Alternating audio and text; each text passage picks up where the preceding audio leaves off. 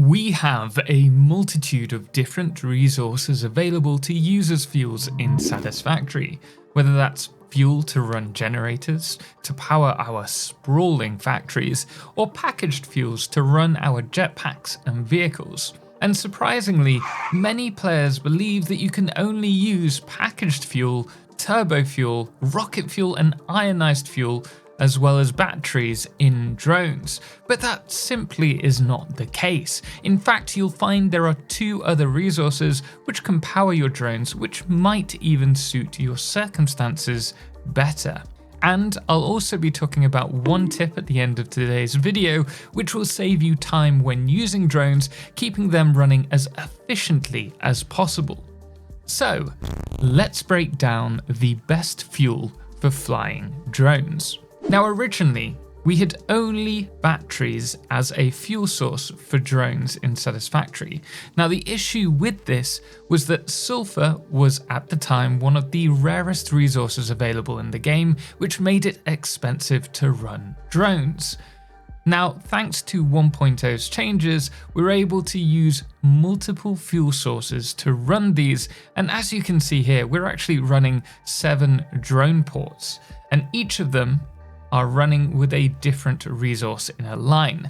And we're also going to be running these to another 7 drone ports aligned to one another on the other side of the map to make this a fair test. And as you can see here, all of these drone ports are exactly 6,005 meters away from their partnered port, which means a round trip is going to take 12,010 meters.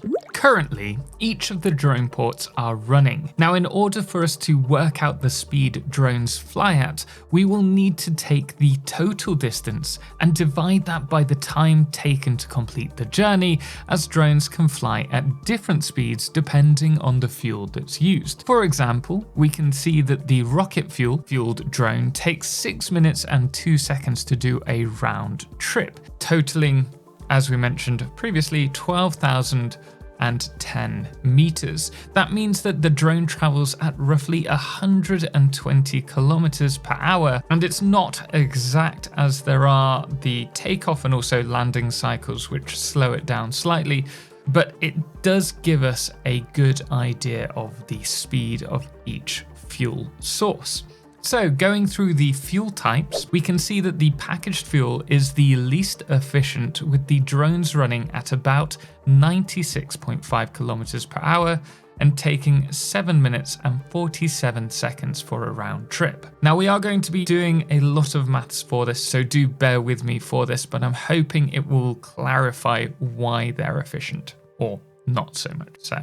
Now the next fuel that we have is the packaged turbo fuel, and at 7 minutes and 2 seconds for a round journey, the drone is flying at just under 102 kilometers per hour. And it's important to note that depending on the resource, the drones consume a varying amount of resources per minute. For example, a round trip with the turbo fuel consumes 49 packaged turbo fuel per trip, whereas the fuel drone consumes 129 fuel per minute, which interestingly does mean that both drones consume almost the same amount of fuel to run, which is about 6.5 fuel generators, which makes you balance the crude oil that you've saved with turbo fuel with the cost of using sulfur in the turbo fuel.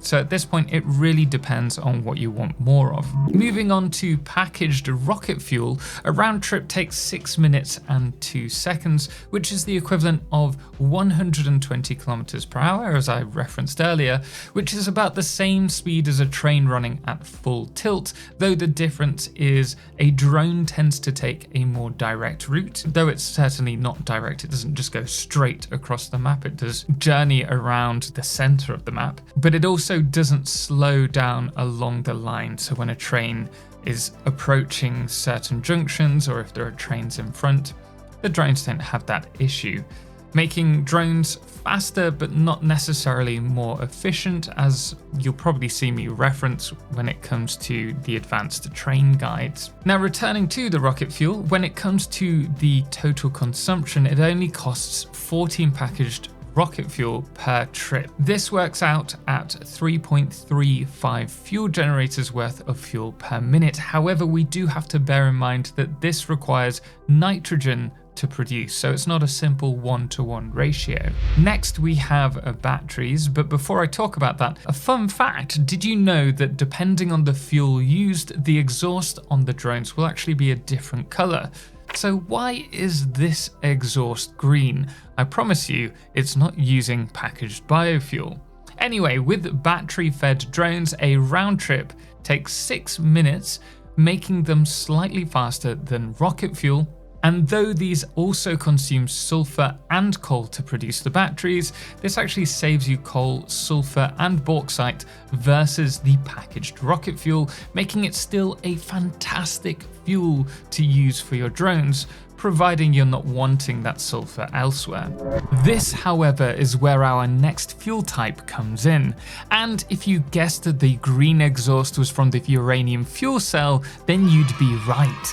A drone running the uranium fuel cells for this particular circuit does the return journey in 5 minutes and 23 seconds, meaning a uranium-powered drone flies at 137.8 kilometers per hour, and it's hard to justify building a uranium fuel rod facility to run these drones, but it is a pretty cool concept nonetheless. And in terms of resources, it doesn't consume much in the way of coal or sulfur, but you will be consuming uranium, one of the most precious resources in the world, so it is quite the trade-off. However, there are two great things about this. Firstly, it doesn't produce nuclear waste, and it only consumes 0.03 uranium fuel rods per minute, which means it's the least power intensive to produce, coming at just 5.6 megawatts to produce per minute, unlike our next fuel type, which is the packaged ionized fuel. Now, I've heard lots of people saying this is great to use for your drones because it's the fastest one, and this is actually tied in first place in terms of speed, with a round trip taking just 5 minutes and 5 seconds.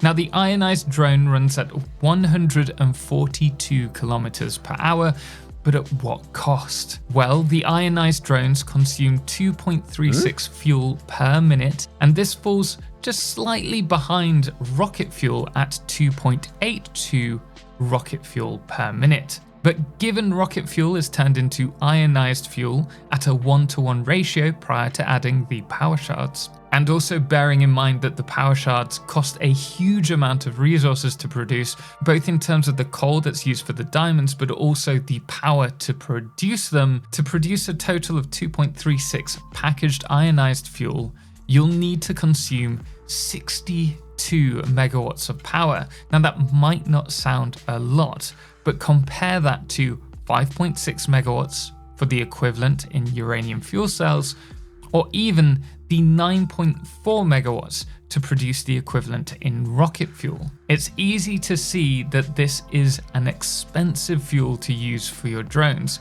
so it might not be best. Which actually brings us to our final resource, and that is the plutonium fuel cell. Yes, we have a new way to recycle our radioactive waste after using uranium fuel rods in power production. In fact, who needs FICSonium fuel rods? They can't even be used for fueling our drones. But the plutonium fuel rod running drones runs at the same speed as ionized fuel, making them great at sending larger amounts of resources across the map versus other drones. And of course, this does require nitrogen gas, but if I've done my maths right, which is debatable, we need to produce a total of 0.08 uranium fuel rods per minute to produce the 0.02 plutonium fuel rods, which costs roughly double the sulfur, nitrogen and coal to produce versus rocket fuel.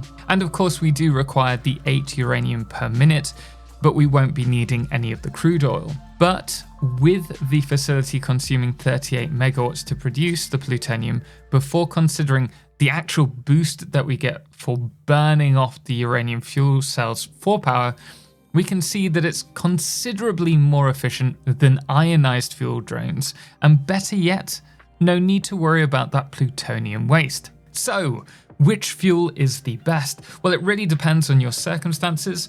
If you want to send resources quickly via drones, you probably want to use plutonium fuel rods, or failing that, consider trains as they can have a much higher throughput of items. So make sure to check out my train guide series, which I'll post at the end of this video. Now, if you are looking at using drones earlier than later in the game, consider using batteries, or if you don't care, use whatever you've got on hand.